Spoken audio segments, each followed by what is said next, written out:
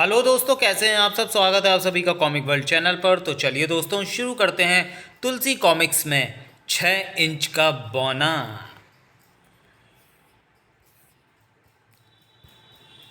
6 inch का बौना। कथा आबिद रिजवी, संपादन प्रमिला जैन, चित्र तक्षशिला। डॉक्टर शम्स बर्नी एक अनोखा आविष्कार कर रहा था, मुर्दे को जिंदा करने का आविष्कार। उसे अपने इस प्रयोग में काफ़ी सफलता भी मिल चुकी थी। आज मुझे एक और सफलता मिली, मुर्दे के शरीर में सांस लौट रही है। सिस्टर डिसूजा भी डॉक्टर बर्नी की सफलता पर प्रसन्नता से भर उठी थी। आपकी सफलता आपके विरोधियों के मुंह पर तमाचा होगी सर। अ, अ, अ, हेलो, कैसा महसूस कर रहे हो?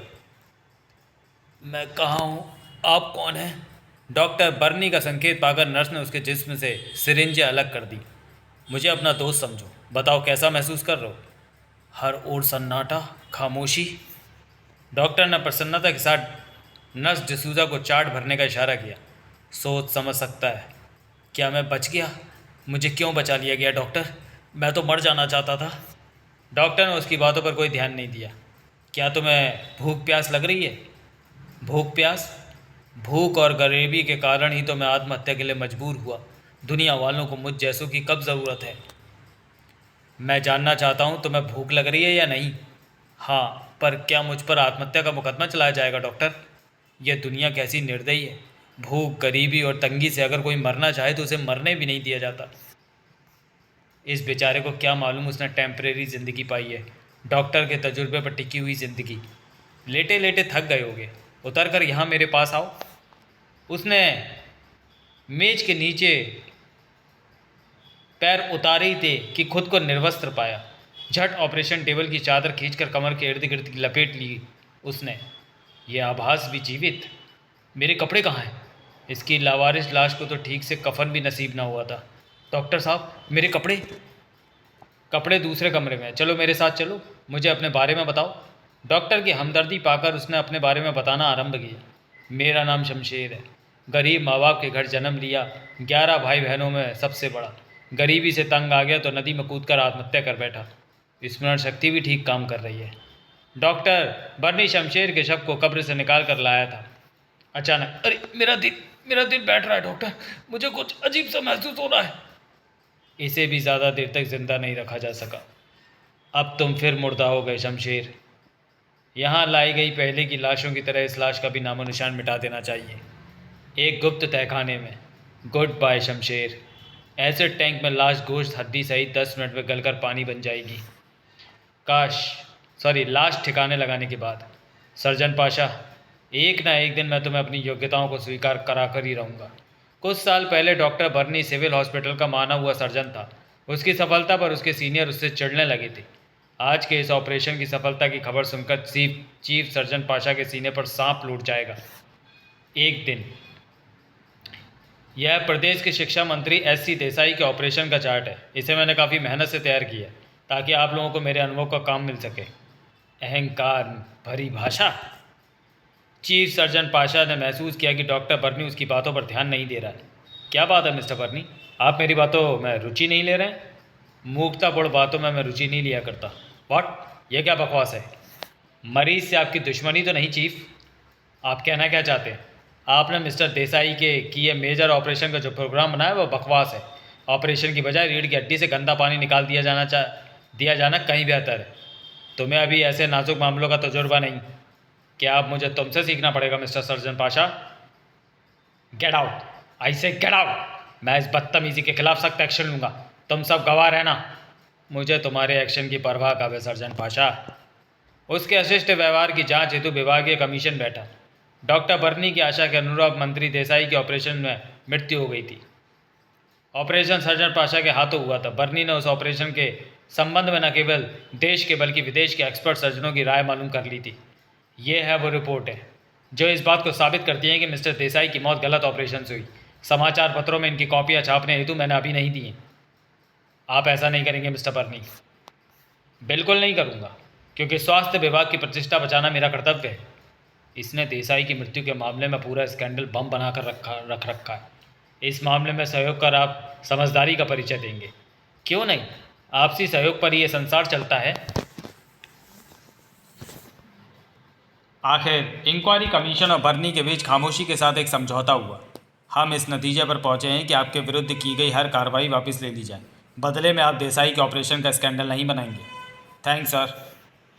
बर्नी ड्यूटी ज्वाइन करने हॉस्पिटल पहुंचा तो किसी को आभास ना था कि कुछ देर बाद वह ही एक धमाका करने जा रहा है। मेरा इस्तीफा हर किसी को चौंका देगा। काफ़ी सोचने समझने के बाद मैं निष्कर्ष पर पहुंचा हूं कि मूर्खों के साथ अब आगे भी काम कर पाने मेरे लिए संभव नहीं। सुपरिटेंडेंट ने काफ़ी समझाने का प्रयास किया पर बर्नी अपने इस्तीफे के फैसले पर अडिग रहा। यदि 2-4 दिन बाद भी निर्णय बदल जाए तो मुझे बता देना। हमदर्दी के लिए धन्यवाद सर, मेरा निर्णय बदलेगा नहीं। इन मूर्खों को मालूम नहीं कि बुजुर्गों द्वारा छोड़ी गई करोड़ों की संपत्ति का मैं मालिक हूँ। वे नौकरी को बहुत बड़ी बात मान रहे हैं, जबकि मैं नौकरी अनुभव काम के लिए कर रहा था। नौकरी के त्यागपत्र देने के बाद डॉक्टर बर्नी ने वीरान जगह पर बनी अपनी एक कोठी को प्रयोगशाला का रूप देना आरंभ किया और किसी को कानों कान खबर न होने दी कि वह क्या कर रहा है। मृत शरीर को एटमी गर्मी से कुछ घंटों के लिए जीवित करने के लिए तजुर्बे से मुझे आगे जाना है। जब लाश में कुछ देर या घंटे के लिए जान पड़ सकती है तो हमेशा के लिए क्यों नहीं। पिछले 5 वर्षों में करीब 1 दर्जन लाशों पर किया गया मेरा परीक्षण हर बार सफलता को आगे बढ़ाता रहा है। अब एक नई लाश के प्रबंध के लिए बाहर जाना होगा। वह उस दिन फिर मलंग के टीले के पास लाश लाने वालों की प्रतीक्षा कर रहा था। साथ में थी सिस्टर डिसूजा, जो डॉक्टर बर्नी की एकाकी दुनिया में उसकी नर्स, असिस्टेंट, हाउसकीपर, काफ़ी हद तक मित्र भी थी। शायद वे आ गए। आने वाली कार डॉक्टर बर्नी कार के करीब आकर रुकी थी। कार से 2 व्यक्ति उतरकर लाश को डॉक्टर की डिग्गी में रखने लगे थे। लाश बर्नी की कार में रख दी गई। ये लो, पूरी 10,000 की रकम बिज्जू भाई, गिनने की कोई आवश्यकता नहीं। लाश लाने वालों की कार चले जाने के बाद अब इस मेकअप की आवश्यकता नहीं। कोठी में पहुंचकर डॉक्टर बर्नी और सिस्टर डिसूजा ने लाश को ऑपरेशन टेबल पर लिटा दिया। खूब खाया पिया जिसमें पहलवान टाइप। सर, ये लो कॉफ़ी पीकर फ्रेश हो लें। कुछ घंटों की कोशिशों के बाद डॉक्टर बर्नी उस नई लाश में भी प्राण डालने में सफल रहा। उस समय रात के 2 बज रहे थे। सिस्टर डिसूजा डॉक्टर के परामर्शानुसार नींद का सुख लेने जा चुकी थी। पल पल की सफलता को देख डॉक्टर के शरीर में सुस्ती या नींद का आता पता न था। मैं कहाँ हूँ? हेलो, आप इसी दुनिया में हैं श्रीमान। तुम कौन? मैं डॉक्टर शम्स बर्नी हूँ। मैंने तुम्हें नई ज़िंदगी दी है। तभी उसे अपने नंगे होने का एहसास हुआ। डॉक्टर, मेरे कपड़े। पर डॉक्टर उसकी बात अनसुनी कर तेज़ी से चाट भरने में व्यस्त हो गया था। मैं कहता हूँ मेरे कपड़े क्यों और किसने उतारे? डॉक्टर, मेरी बात का जवाब क्यों नहीं देते? डॉक्टर के ध्यान न देने पर उसने झटके से चादर खींची और उछाल मारकर ऑपरेशन टेबल से नीचे आया। तुम शरीफों की भाषा समझने वाले इंसानों में नहीं दिखते। देखना मैं किस तरह तुम्हारे कपड़े उतार लेता हूँ। सचमुच कहीं ये ऐसे ही ना करने लगे। और जो संदेह था वही हुआ। बोलो, मेरे कपड़े कहाँ हैं और तुम कौन हो? अरे अरे छोड़, ये क्या बदतमीजी है? मैं बता चुका हूँ मैं डॉक्टर बर्नी हूँ। और कपड़े? स्टैंडर्ड लाइफ में बॉडी बिल्डर रहा हूँ। बताओ मेरे यहाँ कैसे घुसे और मेरे कपड़े उतारने का साहस कैसे किया? उफ, ये तो प्रॉब्लम बन गया। बर्नी अपनी सूझबूझ पर डटा रहा। ध्यान दो, ये मेरी प्रयोगशाला, इसे अपना घर कैसे समझ रहे हो? बर्नी के हाथ पर उसकी पकड़ ढीली पड़ी। हाँ, ये प्रयोगशाला मेरी नहीं और कोठी भी मेरी नहीं दिखती। क्या तुम मुझे अपराध करके लाए हो? मुझसे क्या चाहते हो? मित्रतापूर्ण व्यवहार, शांत वातावरण में बातचीत। पहले अपने बारे में बताओ।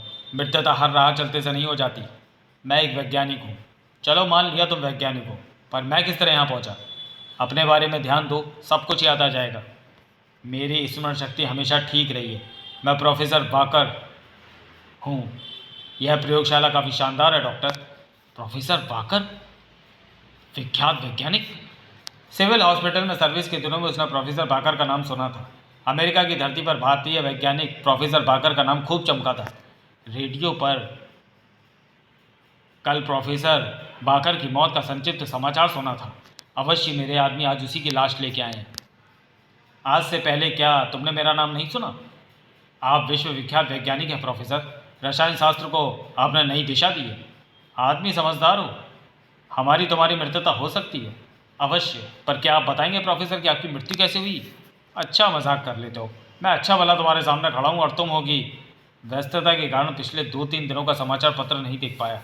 समाचार पत्रों में प्रोफेसर की मौत का विस्तार से समाचार छपा होगा। क्षमा करें प्रोफेसर, मैं अभी आया। कुछ देर बाद डॉक्टर बर्नी समाचार पत्र लाया जिसमें प्रोफेसर बाकर की दुर्घटना में मृत्यु का समाचार हेडलाइंस में छपा था। लोगों के शोक संदेश भी उसमें छपे थे।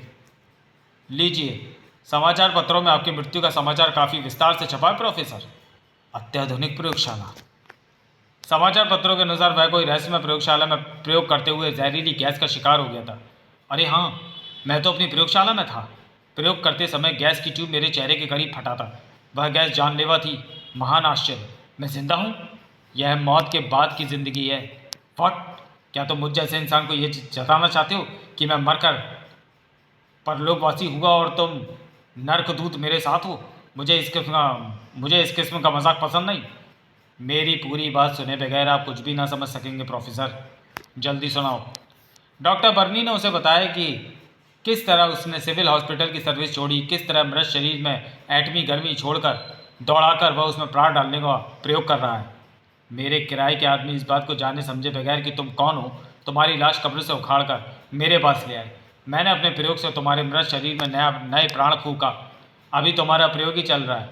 इसका मतलब ये मेरी टेम्परेरी जिंदगी है। यस, पर मेरा प्रयोग काफ़ी आगे बढ़ चुका है। मैं तुम्हें करीब 5 घंटों की ज़िंदगी देने में सफल रहा हूँ। 5 घंटे? मुझे इस टेम्परेरी ज़िंदगी से लाभ उठाना चाहिए। यह शानदार प्रयोगशाला, यहाँ मौजूद अत्याधुनिक उपकरण मेरे अधूरे आविष्कार को पूरा करने में सहायक हो सकते हैं। ओह माय गॉड, मैं संसार का अनोखा वैज्ञानिक कहलाऊंगा जिसने कुछ घंटों का दोबारा जीवन पाया था और अपने अधूरे आविष्कार को पूरा किया। आपकी प्रयोगशाला बहुत शानदार है डॉक्टर बर्नी। क्या आप इसे पूरी दिखाने का कष्ट करेंगे? श्योर, क्यों नहीं। अखबारों में छपी खबरों के अनुसार प्रोफेसर किसी प्रयोग की आखिरी मंजिल पर था। काश प्रोफेसर से प्रयोग हासिल करने में वह सफल हो जाए। दोनों ही एक दूसरे से फ़ायदा उठाने के चक्कर में एक दूसरे से आत्मीयता से पेश आ रहे थे। आप असामान्य योग्यताओं के मालिक रहे हैं प्रोफेसर। मुझे अपने प्रयोग के बारे में बताएं। संभव है आपका अधूरा प्रयोग मेरे हाथों पूरा होकर दुनिया की भलाई के काम आ सके। मेरा अधूरा प्रयोग? हाँ, अधूरा प्रयोग पूरा होगा, मगर उसे पूरा करने वाले तुम नहीं बल्कि मैं खुद हूँगा डॉक्टर बर्नी, और वह प्रयोग तुम पर ही करूँगा। प्रोफेसर अपने प्रयोग के बारे में बताता है। जीवित इंसानी शरीर को एक जगह से दूसरी जगह ट्रांसमिट करने के अब तक अनगिनत प्रयोग होते रहे और असफल हुए। मैं भी इसी थ्योरी पर रिसर्च कर रहा था। मुझे काफ़ी हद तक सफलता मिल गई थी। प्रयोग के अंतिम चरण में गैसों के अत्यधिक दबाव के कारण टेस्ट ट्यूब फट गया था। जिस विषैली गैस का मैं शिकार हुआ उससे मौत निश्चित थी। प्रोफेसर समझता है कि जिस तरह इलेक्ट्रॉन थ्योरी से आज का विज्ञान हज़ारों मील दूर टीवी पर इंसानी तस्वीर और आवाज़ भेज सकता है, उसी तरह इंसान अथवा इंसानी समूह को भी हम अणु में परिवर्तित करके उसे न केवल अपनी मन मर्जी की जगह पहुंचा सकते हैं बल्कि उसे आवश्यकता अनुसार छोटा या बड़ा भी कर सकते हैं। मैं जीवित शरीर को अणु में परिवर्तित करके उसे छोटी से छोटी शक्ल में पहुंचाने में सफल हो गया था। मेरे इस प्रयोग की सफलता से राष्ट्र को बहुत लाभ पहुंचने वाला है। अद्भुत। इस आविष्कार से तो पूरी फौज एक जार में बंद की जा सकती थी। सचमुच अद्भुत। क्या वाकई आप सफलता तक पहुंच गए थे प्रोफेसर? बिल्कुल। मेरे लिए उस दिन की कल्पना बड़ी सुखद प्रतीत हो रही है जब इंसानी ज़िंदगी को मिटाए बगैर युद्ध की विभीषिका टाली जा सकेगी। और अब तुम व तुम्हारी प्रयोगशाला मेरे प्रयोग को सफलता की मंजिल तक पहुंचाने में सहायक होंगे।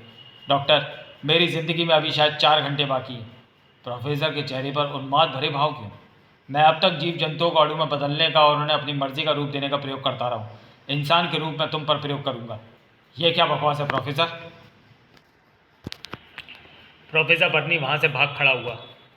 भागो मत, मेरी बात सुनो। मेरी ज़िंदगी के तो कुछ घंटे हैं। मेरे आविष्कार पर तुम्हारा अधिकार होगा, सिर्फ तुम्हारा। लगता है प्रोफेसर के साथ मेरा रॉन्ग नंबर लग गया है। खबरदार, एक कदम भी आगे बढ़ाया तो गोली मार दूंगा। डॉक्टर बर्नी, तुम जानते हो कि मेरे शरीर में बनावटी जीवन है। रिवॉल्वर की गोलियां इस जीवन को कोई नुकसान न पहुंचाएंगी। मैं अपना आविष्कार अवश्य पूरा करूंगा। डॉक्टर बर्नी पूरी तरह से नर्वस हो उठा। मैं तुम्हारे आविष्कार की भेंट चढ़ने के लिए तैयार नहीं प्रोफेसर। क्या तुम मेरे साथ जोर ज़बरदस्ती करोगे? अवश्य। चूँकि मैं तुम्हारी दुनिया का आदमी नहीं रहा, अतः इस दुनिया की औपचारिकताओं का भी महत्व मेरे सामने नहीं रहा। प्रोफेसर डॉक्टर बर्नी को उठाकर ऑपरेशन टेबल पर ले आया। ये तुम अच्छा नहीं कर रहे हो प्रोफेसर। मैं अच्छाई और बुराई की सीमाओं को लांघ इस संसार से जा चुका हूँ। किस्मत का खेल। कुछ देर पहले इस टेबल पर प्रोफेसर का मुर्दा जिस्म था। बेकार अपने हाथ पैरों को थका रहे हो। मेरे आविष्कार की सफलता का लाभ तुम ही उठाओगे। मैं कैसे लाभ उठाऊंगा? एक मुर्दा इंसान की कौन सुनेगा? कल इस आविष्कार को अपना नाम देकर तुम दुनिया के सामने लाओगे। प्लीज़ प्रोफेसर, मुझे बलि का बकरा मत बनाओ। और तुम जो अपने प्रयोग की भेंट मेरी लाश को चढ़ा रहे थे, कमबख्त में हाथ पर इस तरह कसे कि हिल डुल भी नहीं सकता। शायद सिस्टर डिसूजा किसी तरह मेरी सहायता कर सके। मुझे चीखना चाहिए, मेरा आविष्कार दुनिया के सामने ले आना। डॉक्टर बर्नी, बचाओ बचाओ! दूसरे कक्ष में सोती हुई सिस्टर डिसूजा ने बर्नी के चिल्लाने की आवाज़ सुनी तो वह उसकी सहायता के लिए भागी। सर, ये कैसे हुआ? आप... मुझे इस ओर भी ध्यान देना चाहिए था। प्रोफेसर बाकर ने पीछे से आकर सिस्टर डिसूजा को जकड़ लिया। बचाव की चेष्टा में डिसूजा ने प्रोफेसर की कलाई पर दांत कड़ा दिए, पर व्यर्थ। लाश पर इन बातों का क्या असर? अपने ही जाल में कैसे फंस गए सर, और अब मैं भी। हाथ पैरों को कष्ट मत दो बेबी, इस मकान में और कितने लोग हैं? उससे प्राप्त जानकारी से संतुष्ट हो प्रोफेसर उसे अचेत कर उस कक्ष से अटैच्ड बाथरूम में ले जाकर बंद कराया। इसे जीवित रहने देना है। डॉक्टर पर अगर उल्टा सीधा हो जाए तो अगले प्रयोग के रूप में काम आएगी। इधर प्रोफेसर बर्नी महसूस कर रहा था उसके चारों ओर उन सबकी आत्माएं आज जुटी हैं जिसे उसने अपने प्रयोग का शिकार बनाया था। कौन? मुझे नहीं पहचाना? मैं शमशेर। अच्छा हाँ शमशेर, मुझे खोल दो, मैं तुम्हें मुंह मांगी दौलत दूंगा। मैं तुम्हारी दौलत का क्या करूंगा? डॉक्टर, क्यों? दौलत की चाह किसे नहीं होती? तुम जैसे जीवित इंसानों को दौलत की चाह हो सकती है, मुझे नहीं, क्योंकि मैं तो मर चुका हूँ। तुमने मरकर भी हमें चैन से न रहने दिया। अब कैसा लग रहा है डॉक्टर? तुम भयानक मौत पाने जा रहे हो बर्नी। तुम बचाव के लिए झटपटाओगे, कोई मदद करने वाला ना होगा। नहीं, तुम सब मुझे इस तरह नहीं डरा सकते। उसने झटके से आंखें खोल दी। लाशें कहीं न थीं। उसने जो कुछ भी महसूस किया था उसकी वजह उसका कमज़ोर होता मनोबल था। डॉक्टर बर्नी की चीख सुन प्रोफेसर भी उसके करीब आ चुका था। चीखना चिल्लाना बंद करो, मेरी ज़िंदगी और मेरी प्रयोगशाला बर्बाद मत करो प्रोफेसर, प्लीज़। इसे मैंने वर्षों की मेहनत के बाद तैयार किया है, अवश्य, और करोड़ों की दौलत भी खर्च की होगी। ना ही प्रयोगशाला पर कुछ भी बर्बाद ना होगा, ना ही प्रयोगशाला, ना ही तुम्हारी ज़िंदगी। प्रोफेसर ने एक्यूरिक में पली